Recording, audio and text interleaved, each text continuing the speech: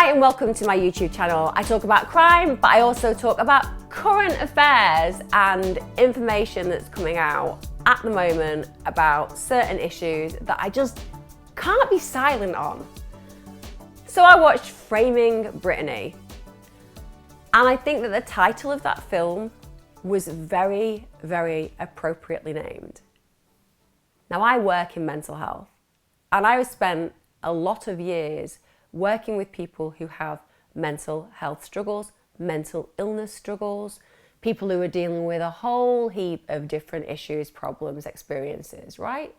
And one of the things that's really important within that is to understand whether that individual has capacity. I also work behind scenes doing evaluations for people going into documentaries, some of them really heavy documentaries, to make sure that they understand what they're doing and why they're doing it. And one of the big parts of that is this person informed? Can they consent to what they're doing? Do they have the knowledge and the capacity to actually say, yes, this is what I want to do, and I understand the impact and consequences of the behaviour and me taking part.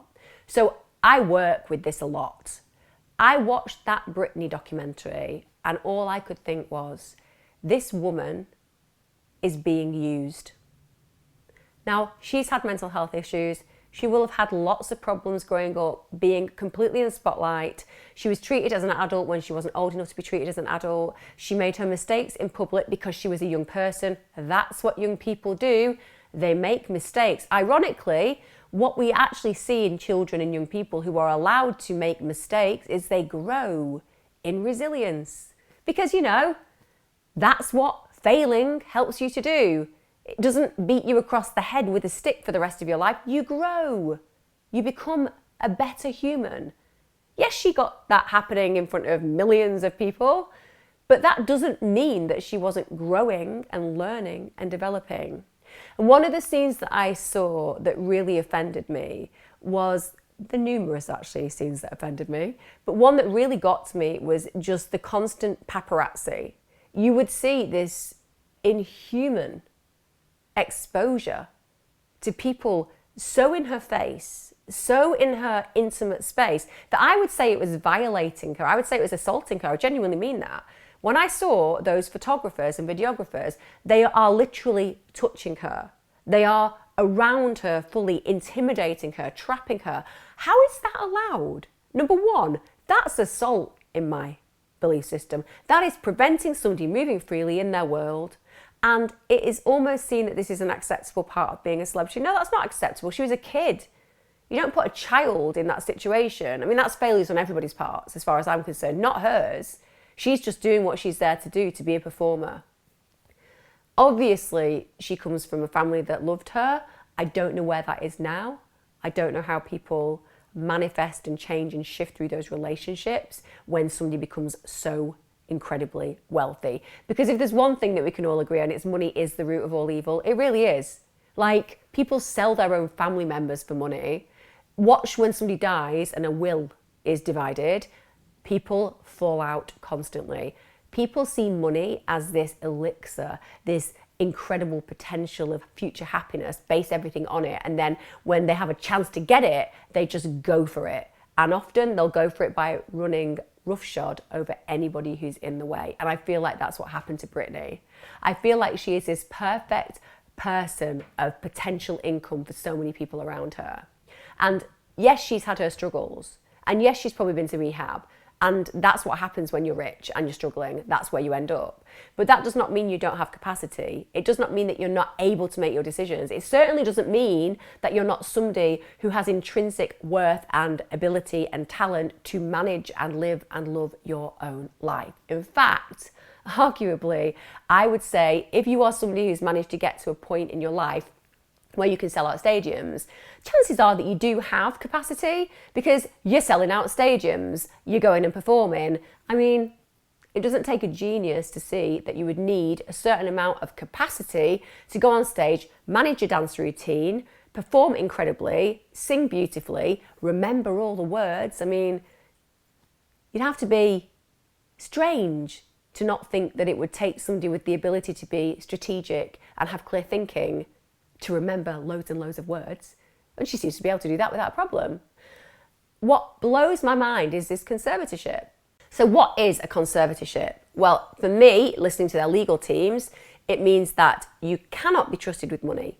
You cannot be trusted with decision making. You cannot be trusted with relationships.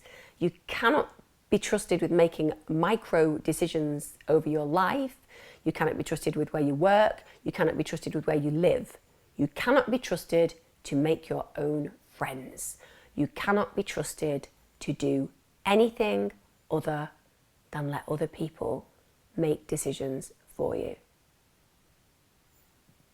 Which, if you're 95 and have Alzheimer's, I'm with you, because you need protecting. It's as simple as that. I get it. I've seen it. I've been a power of attorney for an elderly blind person many years ago. I know that people need help. But that's what it's meant to be. It's meant to be where somebody becomes part of your world to protect you and enable you because you don't have the capacity. Is Britney Spears somebody without capacity? No. She is somebody who has created $1 million empire, who works her ass off, who tries to be a good mother, who lives in the spotlight of everybody wanting to know who she is, what she does, and yet she has no control over anything that she manages. And I am glad that she's been trying to stop her father having power over her estate, because I don't think that it's safe for somebody who is a patriarchal figure in your world to dominate your experience. I actually don't believe that the banks should be allowed any control over Britney's income, over Britney's life, because to be fair, she's very unhappy with it. She clearly isn't enjoying what this is doing to her. She's refused to go and do her Las Vegas residency. She's saying she won't work unless she gets control of her life. Think about that. Does that sound like somebody who can't be informed? Does that sound like somebody who hasn't got capacity? Or does that sound like a woman standing up for her rights? Does that stand for somebody saying, no, I'm not willing to do this. My life has more meaning than being controlled by all these external forces? And I am blown away that this young woman, this mother, this talent, this powerful human with the capacity to be able to make decisions for herself, but to be somebody who fills stadiums, who manages tours, who people flock in to see, who has relationships with the general public.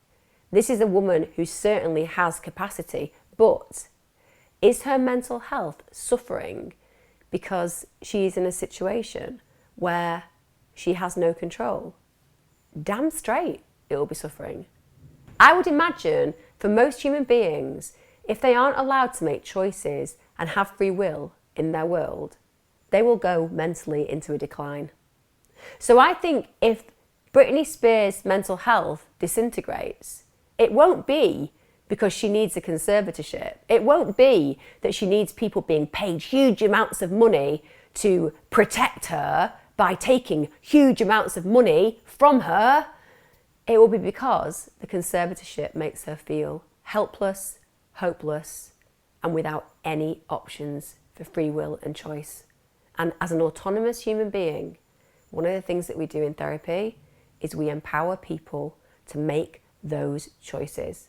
And if they're taken away, well, it's like coercive control, isn't it?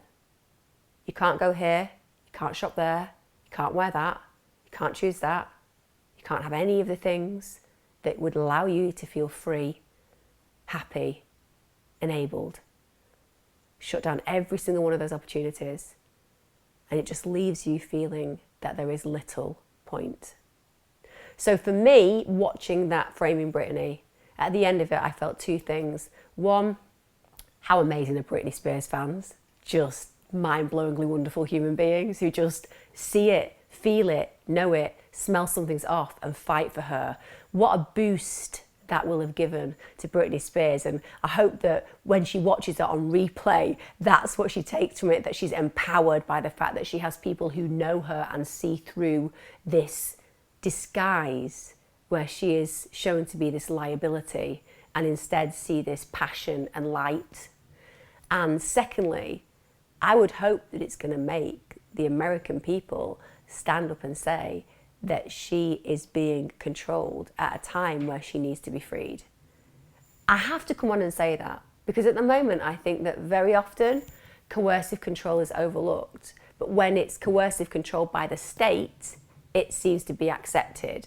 What kind of a message does that give to so many victims of domestic abuse, that when it comes down to it, there are exceptional circumstances where young women are allowed to be controlled with every aspect of their life, as long as they're earning millions of pounds so they can make all of those around them rich. Money really is the root of all evil. And I'm with the rest of them. We need to free Britney.